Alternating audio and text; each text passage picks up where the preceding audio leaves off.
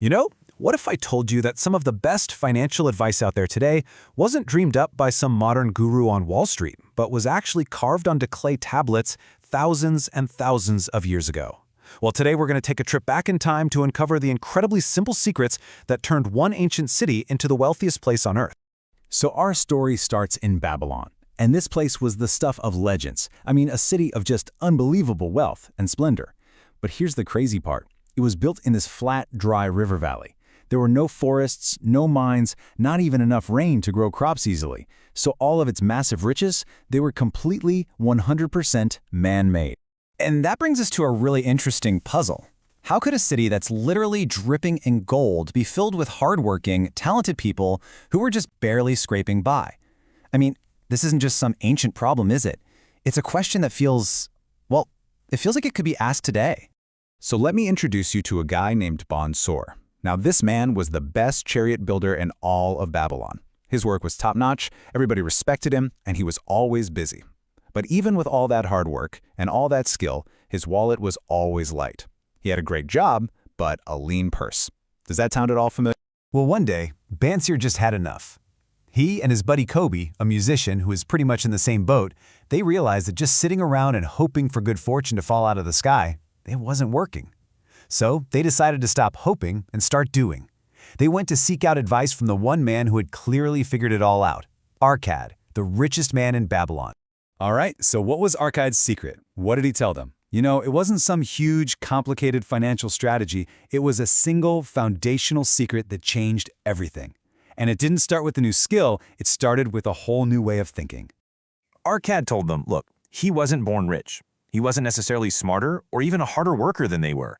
And he definitely didn't have access to some secret investment that nobody else knew about. Nope.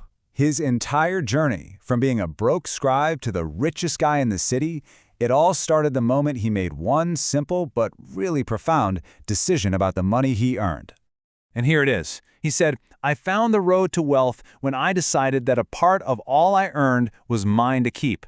Just think about that for a second. We pay the person who sells us food. We pay the person who makes our clothes. We pay our landlord. We pay everybody else. But who's the one person we always seem to forget to pay? This ancient idea translates perfectly into a modern rule that we call pay yourself first. It's this core principle that a piece of your income belongs to you, to your future self, and you have to set that piece aside before a single dollar or a single coin goes to anybody else. It's not about saving what's left after you spend, it's about taking your cut right off the top. And Arkad gave them a really simple place to start, a rule of thumb that literally anyone could follow. Didn't matter how much or how little they earned. He said start by keeping for yourself no less than 1/10 of your income. Just one coin out of every 10. That's it. Okay, so we've got the main idea. Pay yourself first. But how do you actually make that happen in the real world? Well, Arkad laid out a super simple 3-part system. He called them the cures for a lean purse.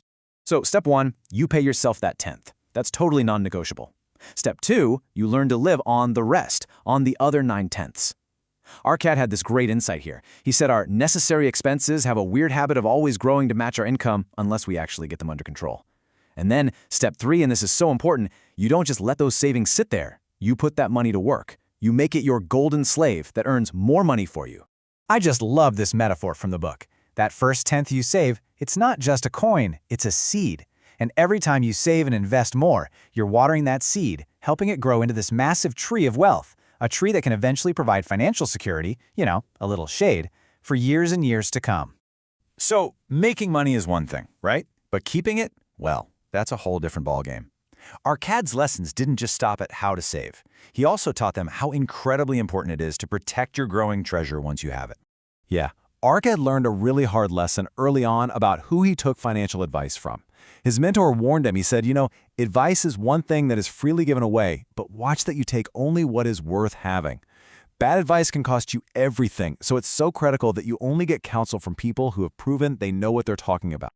And just to show you what he meant, think about Arkad's own experience. The first time he saved up a year's worth of money, he gave it to a brickmaker to go buy jewels. What's the problem there? He was taking jewelry advice from a guy who works with clay. The result? A total loss. His jewels were just worthless glass. Later, he invested with a shield maker to buy bronze, a material the shield maker was an expert in. And that result? A safe, profitable investment. The lesson is simple. Don't ask a brickmaker about jewels. So all these experiences, they get summed up in what the book calls the 5 laws of gold. And look how simple they are. 1, save at least a tenth. 2, make that money work for you. 3, only invest with wise counsel. 4, don't put money into stuff you don't understand. And 5, avoid those schemes that promise you're going to get rich overnight. I mean, how timeless is that? So by now we have the knowledge, right? We have the roadmap from Arcade. But there's still one huge final obstacle that stands between knowing all these rules and actually having a fat purse. The Babylonians knew that the biggest threat to their wealth wasn't a bad investment, and it wasn't a low income. It was the enemy within, procrastination. You know that little voice that says, "Oh, I'll start saving next month," or "It's probably too late for me now anyway." Knowing what to do is completely useless if you keep putting off actually doing it. And this brings us to Arcade's final lesson, the gods of good fortune. They favor people of action. See, luck isn't just something that randomly happens to you. It's something you attract by being prepared, by putting in the work, and by seizing opportunities when they show up. Action is the bridge that takes you from a lean purse to the success you want. So there you have it. We've just unpacked these timeless secrets to building wealth passed down to us from the richest man in ancient Babylon. The ideas are simple, they're proven, and they've been working for millennia. Which really only leaves one question left. What are you waiting for?